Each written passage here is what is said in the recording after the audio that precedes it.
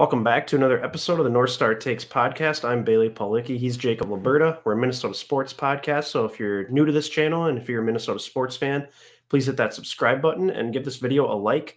We're going to be talking Minnesota Vikings draft, and we're within a week now of the NFL draft, Liberta. And let's kind of talk about how we think the Vikings will approach this draft. I know a lot of people, nobody really knows what to expect from Kwesi Adolfo-Mensah and Kevin O'Connell.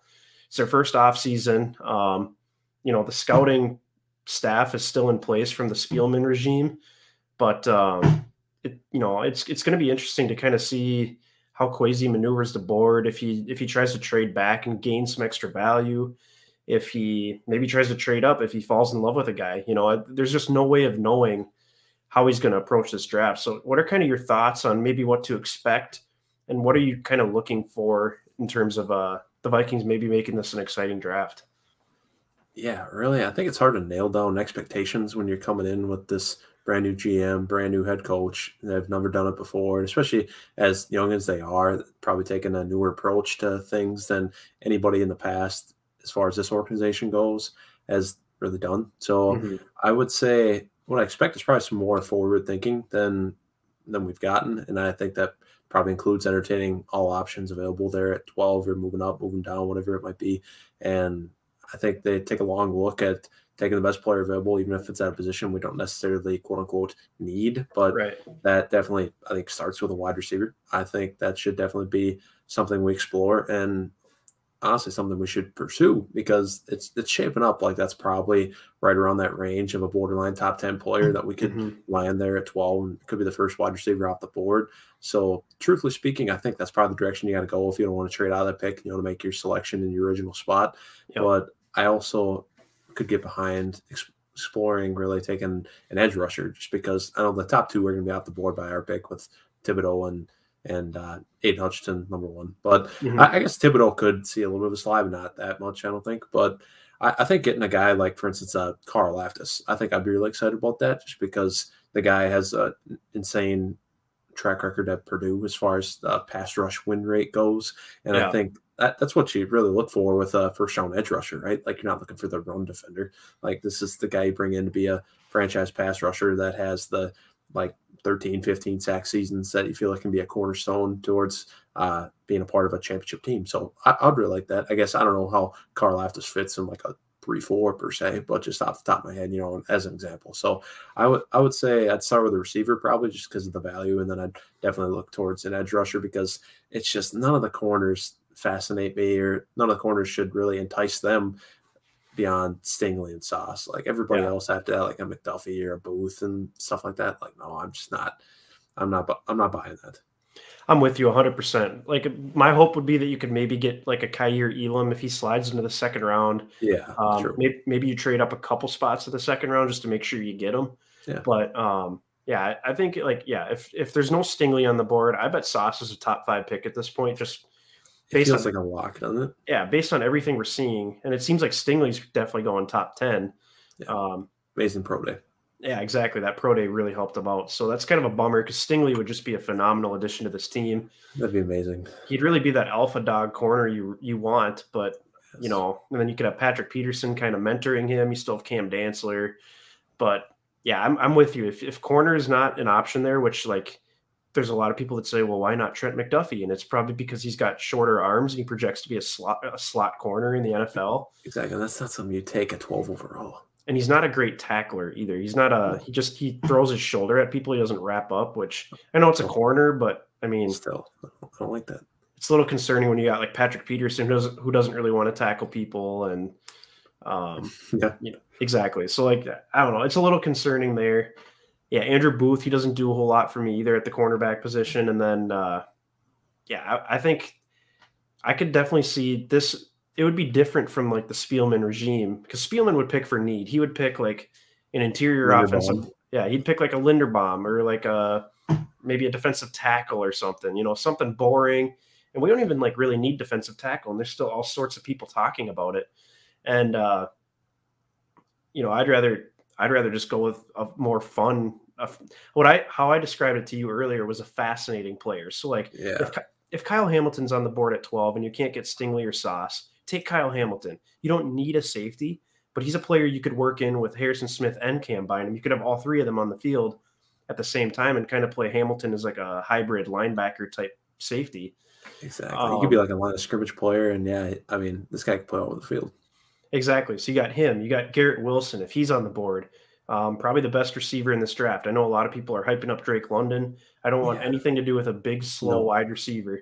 No, absolutely not. Hands off. Anybody who passes on running the 40 at their pro day, they're hiding something. That's that they're way too slow for this game. So, like, he says, oh, watch the game tape. No, I don't need any of that Pac-12 game tape to know that this guy is not it. Like, we cannot get some big body guy. Like, don't get me wrong. Maybe he's one of those red zone aficionados where, like, he'll score a lot of touchdowns. But we already have one of those. And on the other hand, too, I really don't love the idea of putting a guy that's like one of his best traits is like contested catches, because like Kirk's never going to throw that ball. Like, I know Kirk probably isn't. I mean, I hope he isn't. That's another story. But hope he isn't around for the long term. But still, like in here and now, if we're trying to win, like that's not what I want, because he's not gonna force anything in there. So then it's like, what's the point of having this guy if we're not even going to throw him the ball? Or if you get like a polished route runner like a Garrett Wilson, or maybe you slide back a little bit and get Chris Olave. Like I'm all for that. I think that's the new age wide receiver. I think that's like today's kind of guy, especially fits seamlessly in what we do here. I think they can play inside and out, so it just goes along with Thielen and Jefferson do. So say there's no wide receivers taken before our pick. I would honestly trade back 5 or 6 spots if you can. Yeah. Because you're guaranteed to probably get either one of Chris Olave, Garrett Wilson, or Jameson Williams from Alabama. I would imagine you'd be able to get one of those three if you're able to slide, plus collect extra draft capital. So obviously, you have to have a team that's willing to come up and get a guy. Maybe a quarterback hasn't been taken at that point either, and a team will jump up from Malik Willis or Kenny Pickett or something along those lines. But it's just gonna be fascinating what they do here. I think I'll be disappointed if they like stay at 12 and pick like Devontae Wyatt from Georgia, or something like a pick that's not really going to help us immediately, because if you pick a defensive tackle, he's not going to make an impact on your defense immediately. Whereas if you pick like Kyle Hamilton, that's an impact player that could play multiple positions on your defense. You can move Harrison Smith around, still get Cam Bynum involved. Obviously, offensively, like people are going to be like, do we really need another wide receiver? Well, you don't know how long Adam Thielen's going to be around for. His contract that he signed this offseason or renegotiated doesn't really guarantee him being here beyond this season or next season. So, and he's getting up there in age. KJ Osborne was great last season, but is he more than a number 3 wide receiver? I guess that remains to be seen. And of course, you have to plan for injury. If Justin Jefferson has to miss a handful of games, is Thielen really capable of taking over that number 1 role again?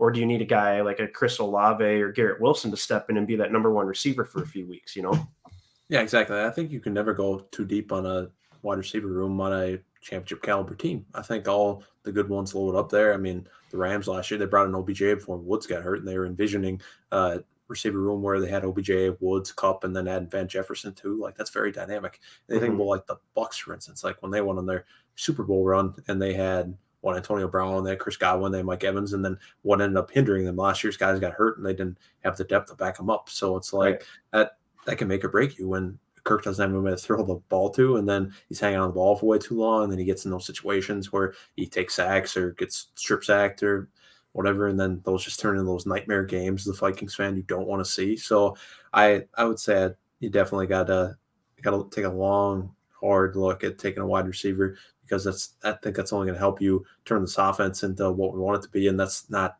just a top 10 unit, but I would say top 5. We're really going to get to where we want to go in the near future, like this ownership group wants to do. So, say they go like receiver or something in the first round. I've seen some people talk lately, too, about how the Vikings could potentially pick a tight end in the top 3 rounds. I don't know how you feel about that. I don't think it's a very strong tight end class, but the Vikings are in need of another tight end. They are. But I guess it depends what you think you have. And Zach Davidson, I know that was a big project pick for us last year. I mean, big body, definitely a good receiver in the seam, but like not a true tight end. So I have no idea where he's at in his development. He's on the practice squad all of last year. But anyways, all jokes aside, I would say that's probably something to think about, but I don't know if that's really what I want to take in the first 3 rounds, because I mean, we got We got Irv Smith, who I think is due for a breakout year finally, Yeah. and then we signed Johnny Munt to basically probably be our new Luke Stalker and run block, and Yep. like that's great. Whatever if KOC gets his jollies out of throwing them out there when Delvin's gonna run the ball, then have at it. But Hmm. I would say it's not a big enough need for me to take in the first 2 days, so I would be kind of discouraged by that. I would too. I agree with you. There's not a tight end in this class that's super intriguing to me that I'd be willing to take that chance on. So I'm kind of thinking in the first 3 rounds, if you can come away with a corner of some sort, if it's like a second round corner that could potentially be a starter, but maybe not right away, that's what you have Patrick Peterson for. Yep, that's You just can, fine. if you can come away with a corner, an edge rusher, and a wide receiver in any sort of combination, I'd be pretty darn happy with that, I think. Because I think quarterback is out of the question unless like we're sitting there at 12, Malik Willis is staring us in the face, then maybe Kwesi jumps on it. But I'm guessing quarterback's out of the equation. So that's kind of what I'd like to see in the first 3 rounds. What are you thinking? Yeah, I love that you identified those 3 positions specifically. I think those got to be the moves here. I don't think there's any other bigger needs on a team than that. Obviously, I would, and sitting there on draft night and it's round 1, sitting at 12, let's say Malik Willis on the board, like, oh man, I would have a very hard time passing on that because I Yeah. think he could be a generational talent, albeit he could just as well be a bust too. I know everybody's super low in this quarterback class, but like Yeah. somebody's got to turn out. So it's like that'd be really hard to just swallow and let pass you by. And I mean, in that situation too, if you're not going to take him, then you probably should trade out to a team like, especially if you can in the AFC, like the Steelers or something, and Yeah. then they can get the guy not in your conference, so like it's not the end of the world if like he turns out and he doesn't kill you every year or something, and then you Mhm. also hopefully pick up like a future first or something like that'd be cool. But going back to your original points here, I would love taking a wide receiver, a defensive end, and an edge rusher, I should say, for our 3-4, and then Mhm. a corner. I think those are all really valuable things to acquire. And like you said, it could be any combination because it could be like let's say Jermaine Johnson in round 1, and then round Mhm. 2, maybe you snag like Elam, and then round 3, you add like a speedster at receiver or something like a Calvin Austin. I don't know, just throwing names Yeah. out there. Or let's say round 1, you get like a Jameson Williams or one of those Ohio State guys. And then in round 2, then you get Elam, and then maybe a project edge rusher in round 3. I don't know. I feel like we probably got enough of those in the roster, but still, I get Right. your thinking here with the combination positions. I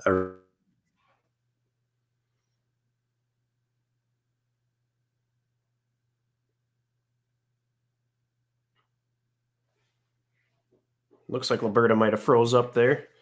But yeah, I mean, Yep, we can. apologies for Oh yeah, the freezing. yeah, yeah. There you're now you're back. We're good. All right. Yeah, I agree with you though. Like I think, yeah, the project edge rusher is a little sketchy. I think just because, I mean, we've already taken so many chances on that. But maybe with a new regime, they can identify different things in these prospects, and that's why I have a little more faith in this draft. I think it'll be a little more analytical based.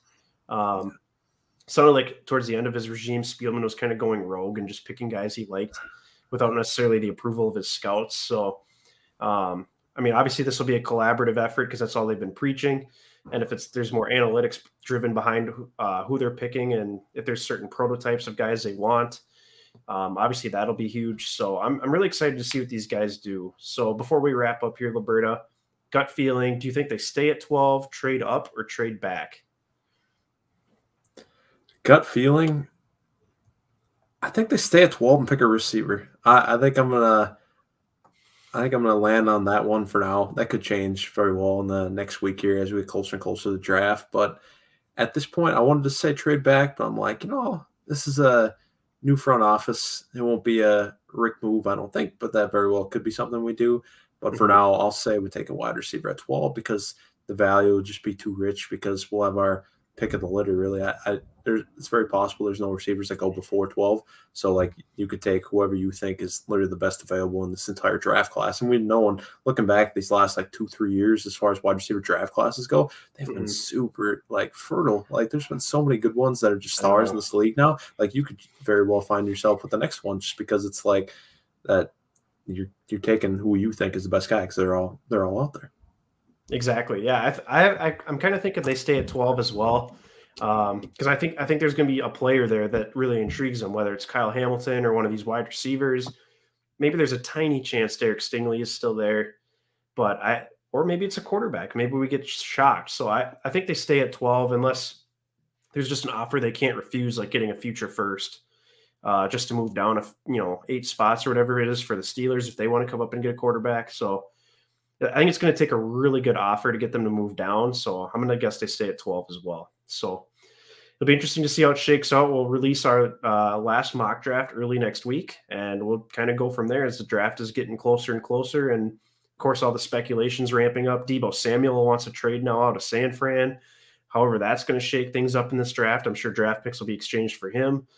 Has me more worried about Justin Jefferson next year when he's going to be wanting his contract, because he definitely deserves more money than Deebo Samuel, I'd say. At least, I mean, they're going to be in the same ballpark for sure. So it'll be interesting to see how all that goes down. But that's going to do it for this edition of the North Star Takes podcast.